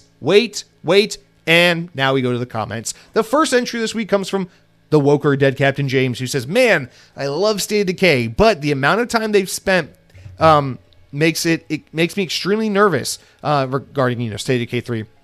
I'm not expecting much at this point. Man, I hate to hear that be the way, some people feel, that State of Decay fans feel, because I want you guys to be excited. I want you to feel confident that you're going to be getting an excellent new entry in the series. But, yeah, man, my guess is this game pretty much probably restarted development at some point. But I don't know. I think all of our concerns, or all of your concerns, will pretty much be addressed at the June showcase, because we'll probably get a pretty in-depth look at the game. And this will probably be a 2027 game. I think their 2027 lineup is probably something to the effect of State of Decay 3, Clockwork Revolution. What am I missing? They canceled everything else, right? State of Decay 3, Clockwork Revolution, and another Call of Duty. There you go. That's Xbox in 2027. See you next year. No, I mean, man, I hope they're able to please you and State of Decay fans, because State of Decay is a game I wish I understood and loved, but I know a lot of people really, really love it. I want you guys to win, and I want Undead Labs to win. I want to see them rise up the ranks and be more than this kind of in the shadows smaller team that they've been. I want to see them do something a little more like, you got the might and the money of Microsoft behind you, like do something. Let's see what you guys can really pull off. I'm hoping this game is more than just a sequel to State of Decay 2. And not in a bad way. All right, Midnight 2067 writes in and says, I can definitely get behind playing a game on easy difficulty. When I was younger, I would sooner part with my soul than play anything below medium. Now I'm older, I have far less time, and being great at video games is no longer one of my goals. I'm all too quick to lower the difficulty if a game is wrecking me. I could not say that better myself, Midnight 2067. That is precisely how I feel. I remember exactly that, being like 11 years old, being like, I'm not playing on easy mode. Easy mode's for babies, and I'm not a baby because I don't drink from my mother's breasts. So, like, I remember that feeling, and yeah, this is very relatable. But yeah, dude, as an adult, you're just like, what is going to be the path of least resistance, the way in which I can enjoy this game in the most pleasant state of mind possible, and feel and have the confidence to know I'm probably going to make it through this game all the way through the end, so that I can feel accomplished, like I played a game, because God knows there's nothing else in life to look forward to. What? The Wawa sandwich you're going to eat in your car at 12 o'clock on the for the third time in a row on a Wednesday when you're at work? I don't fucking think so. You gotta live for the you moments, the moments where it's just you in a game. The kids are asleep, the dogs are in the kennel, the work has been put to bed, whatever it is you do, and it's just you in a game. You, the couch, in a game. Try not to fall asleep. Good fucking luck. All right. And thank you for hanging Midnight. I think that's a first time write-in. Thank you. You're really cool and everyone likes you. Thank you.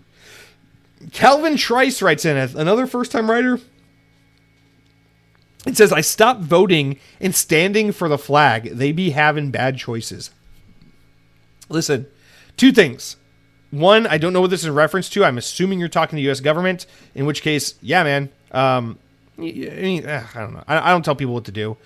The voting thing is conflicting, because it's like you got to exercise your right to vote, not because, it's your God-given right, but it's like you got to do every little fucking thing you can to chip damage, against the bad guys, even though they're all bad guys. But anyway, that's not my place to tell you what to do. You do what you got to do. But, yeah, standing by the flag, I mean, dude, there's nothing I hate more. It's baseball season again. I'm watching baseball every fucking night. I've already been to a couple minor league baseball games. I got 4 Rays games coming up in St. Petersburg in the next couple months. I'm going to a Rays game for my birthday in a few weeks. I'm very excited about baseball. I love baseball. I'm so happy to have it back. Spring is in the air, and Chandler Simpson is going to take the Rays all the way to the top. I can't wait. But that being said, dude, it's cringy, man. I hate the Pledge of Allegiance, the national anthem. It's like, dude, get the fuck out of here with this. I was at a hockey game for like a work function the other night, and it's a minor league hockey team we have in Orlando, the Solar Bears. They're awesome. It's a really fun time. And they're like, tonight is Veterans Night, and there's like all these veterans in the audience. They're like, oh, a moment of silence for the veterans. And then like in between like periods of the game, they're like, oh, spotlighting Channing Tatum, a veteran from Nova Scotia, and they're like, he's a decorated veteran who served 2 fucking tours in the Afghan War, or whatever, whatever. And so I'm just like, this is like. All of course, the whole fucking arena, it's partially people who love this shit and then partially people who just feel uncomfortable and go with the flow to keep the peace. But it's fucking weird, and it feels dogmatic, and it feels very like hive mind, that it's like, dude, our piece of shit war criminal pedophile rapist president is murdering children with an illegal war that he started right now. And we're all just like, oh, it's a hockey game. Let's salute to our fucking men and women serving the military. And it's like, listen, there's this weird thing. I don't know if it exists in other countries. We have listeners in other countries. You tell me if it's the same way where you're from. But we have this weird thing in America where it's like, you wouldn't say anything bad about a veteran, would you? And we have to have like, there's this sentiment that it's like, you will respect the veterans, the people who signed up and served the military. It's like, I'll be honest, man, I have no beef with anyone who joins the military. There are lots of great people who join the military for noble purposes. There are lots of shitty people who join the military because they're destitute, and the military preys on people from certain backgrounds that have fewer opportunities in life. There are shitty people who join the military because they are politically charged to do bad things. There are fantastic people that join the military. There's everyone on the spectrum. The people from all ends of the spectrum that join the military. In my entire fucking lifetime, the United States has not been involved in a single military conflict that is even remotely justifiable. I'm sorry. I don't have a lack of respect, or I don't dislike people who serve in the military. In fact, I know people who have served or are actively serving the military who I like. There are people I consider like friends, colleagues, good people I highly regard who have served in the military, and I have respect for those people. But I do not have this like de facto like, you're a veteran, thank you for your service. It's so weird as someone who's spent so many years in customer service. The whole like, someone's like, do you do a veterans discount? You're like, yes, 10%, and they show you their card and you're like, thank you for your service. It's like, that's fucking cringy, man. It's like, thanks for going to war for Israel. Thanks for going to war for Lockheed Martin. Thanks for going to war for the neocons. Like, I don't fucking know. Like, what do you want? A fucking pat on the back? You're not a World War II veteran. You're not fighting evil. You're bullying people. We're the fucking bad guys. Like, what do you want me to say? It's not to say I don't feel bad for Americans who get conned into fighting for a bad cause, or, people who lose their lives fighting for a country that's not worth defending. But anyway, in all cases, it's a weird thing, man. The whole, like, the dogmatic, like, I stand with the military. I respect those that serve. I pledge allegiance to the flag. America is my country. It's like, I don't know, man. America's great. No doubt. Like, we have a lot of great things that we've contributed to the world, a lot of great moments in history. But, like, I don't know. It's like, at the end of the day, it's like, we haven't been a good country in my entire fucking lifetime. We've been a great country throughout moments of time. We've done many great things. We've done many horrible things. We have some really great history. We have some really not so great history. But I don't fucking know. Like, I'd rather see Americans focus more on like how to make this country better, rather than being like, how dare you criticize and like pearl clutch because you're not defending the pedophiles and con artists. It's like, I don't fucking know. What do you want me to say, dude? Stop putting your hand over your goddamn chest and go play the fucking hockey game, you goddamn Canucks. Also, isn't this a Canadian sport? What the hell are we doing talking about the Pledge of Allegiance? All right. Huge non sequitur. Part 2, Calvin Trice, the other thing you say, I stop voting and standing for the flag. They be having bad choices. There's nothing wrong with the grammatical way in which you wrote this comment. It's totally viable. It reads as like some kind of like Ebonics style writing, which is totally fine. It's a valid form of English. I have no problem with this, but you have to be considerate of me when you write comments this way. I am just the whitest motherfucker you're ever going to meet. So if you write a comment this way, that's fine if you would say it that way in real life, because it would probably sound normal coming from you. But I would say it. Well, you heard it. You heard me say it. Me saying I stopped voting and standing for the flag, they be having bad decisions or having bad choices. It sounds pretty cringy coming from my painfully, painfully white ass. So you got to be considerate about how you write these comments. You want to make me sound even more like a dumbass than I already sound? Please, Calvin, think about it. But no, I mean, if for some reason that wasn't what you were writing it about, if you were talking about like flag football or something, I'm sorry for derailing your comment. But thank you for writing in, and I hope you have a wonderful day, Calvin. Okay. Moving on back to video games. Cronky writes in and says, as someone who definitely achievement hunts on games I like, I disagree that it was a great addition to gaming, talking about last week the changes to achievements that they're implementing where it highlights games where you've 100%ed them and that you can hide achievements that you don't want to show anymore. Things like that. And you said, I disagree that it was a great addition to gaming in general, that achievements were a great addition. It was clearly only ever a way to boost engagement time introduced alongside a paid online subscription service. It works because it triggers something in your brain that makes you crave the completion. I wish so badly they weren't ever made. I mean, yes, everything you're saying is true about why they were created, but that's not a bad thing, and I'm sorry that you view it as a bad thing. I think achievements are fucking awesome. Yeah, they're clearly made to boost engagement, therefore it boosts people's desire to buy and play more games. Absolutely. And what's wrong with that? That's the whole point of a video game, is you try to make an addictive and fun gameplay loop that makes a person want to engage for more and more time.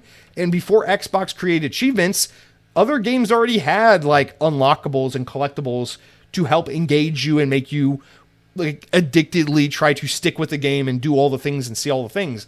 So I think achievements are fucking awesome, especially when you consider like the old Xbox 360 spirit of achievements, like Halo 3 achievements, where they are just like, they were more creative. It was like, beat this level using only this weapon, or like on this level, jump on this rock and shoot 5 grunts in the face to trigger this event. Like, it was like cool creative things. Nowadays achievements are like beat level 1, beat level 2, roll the credits, press the start button, upgrade yourself 1 time. It's like, all right. And then you just kind of getting achievements for like existing. But anyway, I still think the spirit of achievements is incredibly awesome, incredibly fun. I mean, at the end of the day, it's like, I don't know. I don't think they're like, I don't think it's like a hollow thing. I think gamifying video games is a very gamey ass thing to do to video games, and I think it really plays into the nature of video games. To me, I just think the meta of achievement hunting is a really cool, authentically and uniquely video game type of thing, and I love it. I think it's awesome. So, agree to disagree. The Woker Dead Captain James comes back and says, I'm going to say something, and I don't mean to sound like a hipster or contrarian, but I'm not hyped for Grand Theft Auto 6. I've never understood why the series is so special, specifically is so beloved. Let me stop butchering that. I've never understood why that series specifically is so beloved. All the games I've tried feel really clunky to play. Dead Captain James, one thing I'll say right off the top that's like not even remotely controversial that you've mentioned here is, yeah, all Grand Theft Auto games, every single one of them, and I suspect GTA 6 will be no different. All Grand Theft Auto games are incredibly clunky. The movement is so clunky. That's always been the case, but I don't know. I'm with you actually to a large extent. Like I like Grand Theft Auto, but I'm not like right now. It's like I'm thinking about the games coming out this year. Grand Theft Auto 6 is like nowhere near the top of my list. I'm more excited about the Halo remake. I'm more excited about Fable. I'm more excited about Gears of War. I'm more excited about Forza. I'm more excited about Lego Batman. I'm more excited about that new Splatoon Raiders game. I'm more excited about playing Replace, the game I'm trying to play this weekend. I'm more excited about Pragmata. I'm more excited about pretty much any game that I'm thinking of playing this year. I'm more excited about than Grand Theft Auto. I'm more excited about Call of Duty Modern Warfare 4. Grand Theft Auto 6 is like one of those things where it's like, you're going to buy it, you're going to play it. I'm not saying you will. I don't know if you will. But for the most part, you're going to buy it and you're going to play it whether you love Grand Theft Auto or whether you just like Grand Theft Auto, because it's just one of those things. It's like, for example, this weekend, I tried to do it last weekend, but we've just been busy. We had family visiting and all that. This weekend, my girlfriend and I plan on going to the movie theater to see the Mario movie, the new Mario movie. I didn't really care for the first Mario movie. I hate Illuminations. I think they're the worst animation studio out there in business today, or like of the mainstream ones. Not to say that their animation quality is bad. Their animation quality is amazing. They do great work. But their movies are fucking vapid and stupid and lowbrow and just incredibly uninspired. But I'm going to go see the Mario movie because It's the fucking Mario movie. It's what you do. You go see the Mario movie. And Grand Theft Auto has that kind of cultural, like just, I don't know, invasion, total like encapsulation where it's just like, you're gonna play Grand Theft Auto 6. At some point you're gonna play it because it's what you do. I don't know. I jumped on to Grand Theft Auto 5 kind of with that similar mindset where I'm like, when I was a kid, I liked GTA 3 a lot because like me and my buddies would like have sleepovers and like we'd punch in all the cheat codes and then like get a rocket launcher and blow up old ladies and stuff. And when you're like 9 years old, you think that's fun. But like by the time like San Andreas and GTA 4 were coming out, I was like, I don't really give a shit. Don't really give a shit. But when GTA 5 came out, I was like, it's time to, I'm 18 now. Let me give this another roll. And I played GTA 5 and I remember like thinking, sticking to the main quest and just playing the campaign and nothing else. I was like, it's pretty good. It's pretty good. The production quality is so high and some of the shooting feels good in the missions. The heist missions are actually awesome in that game. But like playing Grand Theft Auto the way other people play it, like hundreds of hours on GTA Online and exploring the city and customizing your character and doing all these things, I'm like, I couldn't give any less of a fuck about any of that shit. I don't know. And I'm with you, man. I don't think the game it does not feel good enough to play just to play. Like the driving's not particularly great, but it's pretty good. The character like movement and running and walking around in particular and the jumping is horrible. It's always been sluggish and clunky, no doubt. Perfect way to put it. You say clunky. Very, very true. I don't know, man. I think Grand Theft Auto is just such a phenomenon because it's like it has a history of obviously being like the biggest game, the most expansive game, the most open world game. It's the game everyone associates with like incredible levels of detail and exploration.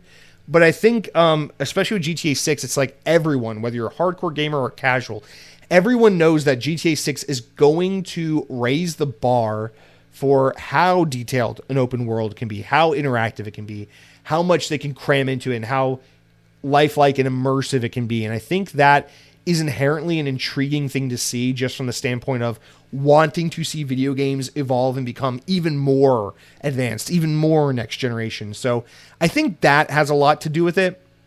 And plus, it's just one of those things where, like, once the internet collectively decides they hate something, everyone hates it. Once they collectively decide they like something, everyone likes it. It's just kind of what happens. The internet mentality affects, like, the general consensus on things, and it's very mob mentality like. So I don't know, but I don't think you're weird at all to say that, and I don't think it's a hipster take at all to not be hyped for GTA 6. I will be there day one. I will play it. I'm very curious about it, but I'm not particularly excited about Grand Theft Auto 6 at all. The thing I'm most excited about for Grand Theft Auto 6, no offense to Rockstar, is for Grand Theft Auto 6 to come out and be a thing of the past so that everyone else in the games industry can move the fuck on and we can get to like not worrying about releasing your game because what if GTA comes and takes all the spotlight. That's what I'm most excited for. But no, I'm sure it'll be pretty fun when it comes out. I'm sure once I start playing, I'll get hooked. Now, one thing I will defend, also very clunky for sure, but Red Dead Redemption, so much better, man. Red Dead Redemption 1 and 2 are both so fucking immaculate. It's so funny that GTA is the more popular game. Because, I mean, they're both hugely popular, but like, I think Red Dead Redemption 2 is so much better than any Grand Theft Auto game. But that's just my opinion. All right, the last comment comes from Mr. Maug. He writes in and says, I kept forgetting to comment the last few weeks. Brain.ex has stopped working. So if the rumors are true about the Halo campaign Evolve coming in July, it'll be so close to my birthday that I'll have no choice but to treat myself with it and get early access. Amen, brother. Take care of yourself. Also, I played Dead Zone Rogue recently on my friend's Switch 2. I found it enjoyable, but once I tried out the mouse mode with the Joy-Cons, I was hooked. I thought mouse mode was gimmicky at first, but then I got used to it. It was the only way I wanted to play the game. That's interesting you said, Mr. Maug. I just remembered the other day that game supports mouse mode, and I still haven't tried it, but I'm meaning to try it. I tried mouse mode for like 2 seconds on Metroid Prime 4 and was like, no way. But I do want to try it on this game in particular. I'll be sure to do that. That's a good point. But dude, I'm glad to see someone else here played this game and enjoyed it because I can't get enough of this game. In fact, Dead Zone Rogue, I can't imagine for a second that Grand Theft Auto 6 will be a game I get sucked into more and enjoy more than Dead Zone Rogue. Dead Zone Rogue is so much more my speed. But not, I mean, that's a very apples to oranges comparison, but just to kind of drive home the point that there are plenty of other games, trust me, that are in my wheelhouse. So I'm with you there, Dead Captain James. Mr. Maug, I am excited for you. Let me know, are you going to pick up Dead Zone Rogue? It's on all the platforms. You can play it on Xbox, Steam, Switch. What are you going to do, Mr. Maug? Now the ball is in your court. You've played it. You know you like it. Your birthday's coming up in July. Maybe you buy yourself Dead Zone Rogue and Halo for your birthday. I don't know. Let me know.